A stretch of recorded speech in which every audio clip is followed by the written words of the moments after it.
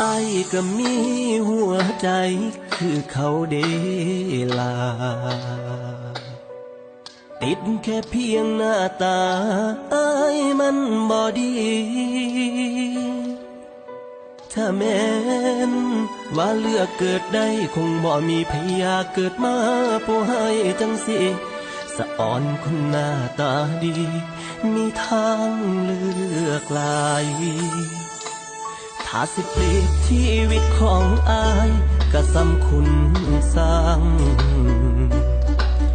มีแต่โตกับใจห่างๆที่มันหาจริงก็บอกคือคนแทนคนหล่อคนที่บ่พอสลอเรื่องผู้หญิงถ้าถามถึงความหาจริงได้ครึ่งอายอยู่บ่คุณสร้างจังอายก็มีหัวใจอายน้ำตาไหลยามถึกเจ้าทิ่มลงคลองคุณสร้างบอกเคยนอกใจวันทองแล้วคุณแทนของน้องเฮ็ดได้คืออายอยู่บ่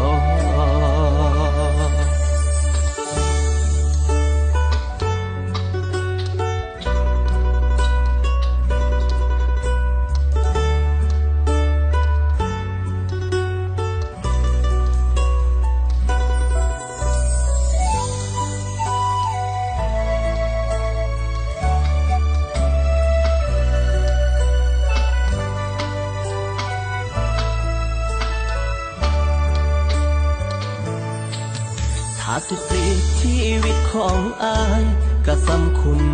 สร้างมีแต่โตกับใจ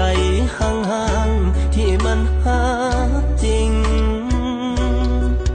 ก็บอกคือคนแทนคนหล่อคนที่บ่พอสลอเรื่องผู้หญิงถ้าถามถึงความหาจริงได้ครึ่งอายอยู่บ่คุณสร้างจังอายก็มีหัวใจอายน้ำตาไหลยามถึกเจ้าทิ่มลงคลองคุณสร้างบอกเคยทอดทิ้งวันทองแล้วคุณแทนของน้องหักได้คืออายอยู่บ่คุณสร้าง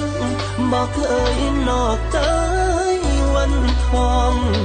แล้วคุณแทนของน้องเฮ็ดได้คืออายอยู่บ่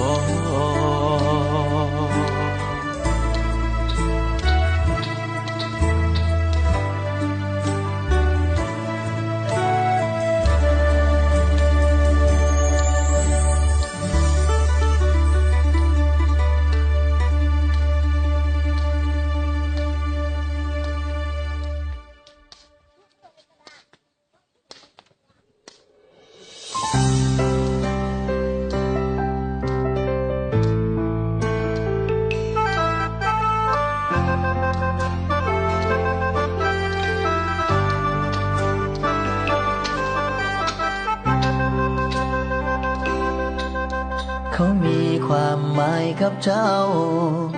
เจ้ามีความหมายต่ออ้ายเจ้าให้เขาหมดใจหมดกายอ้ายก็ยอมตายให้เจ้าได้คือกันครองหักสองคนโลดตอนนี้โชคดีให้เป็นของเจ้าโชคร้ายอ้ายสิรับเอาอ้ายบ่สมน้องก็คือว่าบ่แม่นมาวัดแล้วก็บ่ได้ใจนางหวานแหลงดังก็ดักใส่นางไว้บ่ได้เฮ็ดดีปานใดเฮ็ดดีปานใดเจ้าก็บ่หัวซานั่งห้องนอนให้ย้อนสงสารใจเจ้าของน้องบ่เคยมองยังสักก็บ่อยากไกลฮักเจ้าหลายฮักเจ้าหลายได้ยินบ่เป็นจังใดน้อความฮักปานถึ ถือกับดักหัดหัวใจติดกับดักหักคนเดียวออกบ่ได้โอ้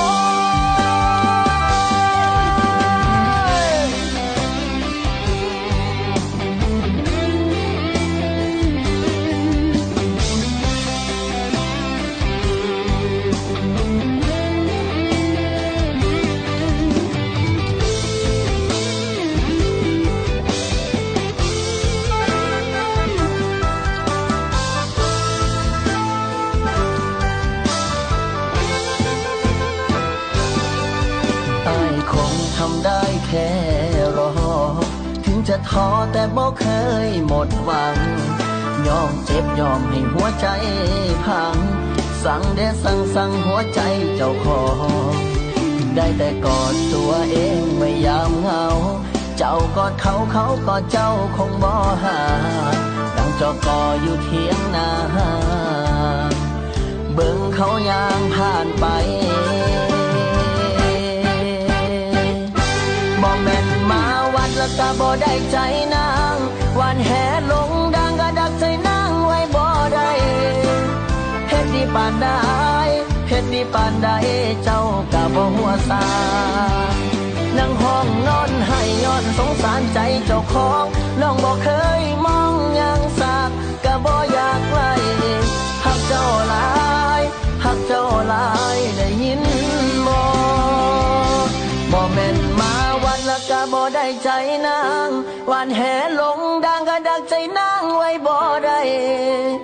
เฮ็ดดีปานใดเฮ็ดดีปานใดเจ้าก็บ่หัวซานั่งห้องนอนให้ย้อนสงสารใจเจ้าของน้องบ่เคยมองอย่างซากก็บ่อยากไล่หักเจ้าหลายหักเจ้าหลายได้ยินบ่รอเจ้าอยู่เด้อคำแพ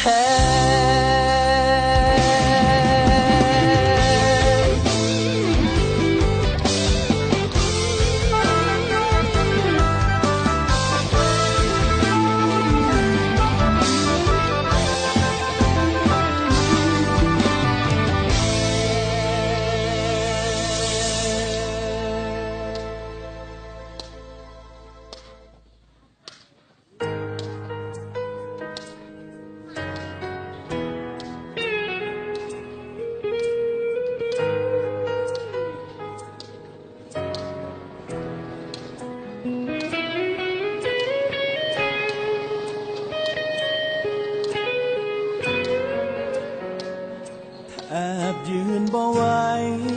เมื่ออายได้ฟังคำลาคนที่อายฮักซ้ำฟ้าเมื่อนี้สิทิมอายไปหากเจ้าเบิดฮักอายบ่อยากสิฝืนหัวใจฮักจนจากอายบ่อาจดึงใจให้เจ้าร่วมทางขอดังจักข่าวอย่าเฝ้าไล่อายเด้อลาอายยังภาวะกับคำบอกลาจากนางเมื่อดับลงแล้วเส้นทางฮักที่เฮาห่วมสร้างชีวิตลำพังขาดนางอายยังบ่ไหว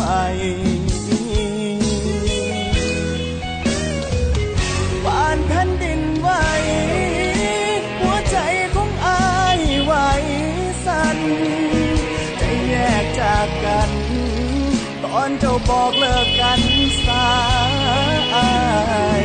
บริโภคอายบ่ลงลาหูว่าอายปวดหัวใจเจ็บจนเกือบตายแค่เจ้าเอ่ยคำลา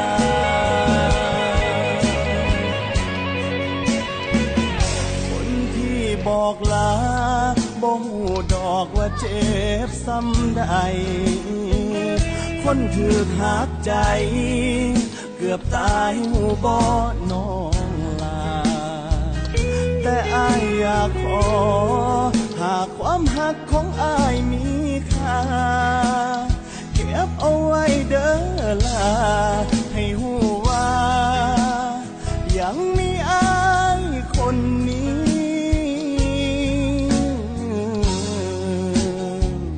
ขอดังจักข่าวอย่าเฝ้าไล่อ้ายเด้อลาอ้ายยังภาวะกับคำบอกลาจากนั้นเมื่อดับลงแล้วเส้นทางหักที่เฮาห่วมสร้างชีวิตลำพังขาดนางอายยังบ่ไหว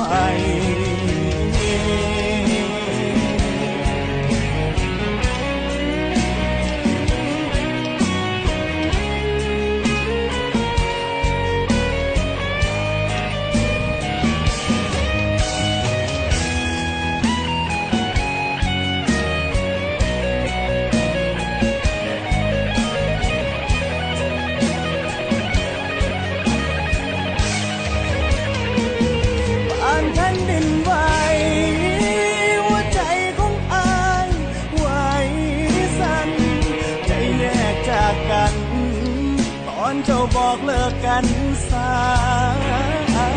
ยบริโภคอ้ายบ่น้องลาหูบ่ว่าอ้ายปวดหัวใจเจ็บจนเกือบตายแค่เจ้าเอ่ยคำลาแค่เจ้าเอ่ยคำลา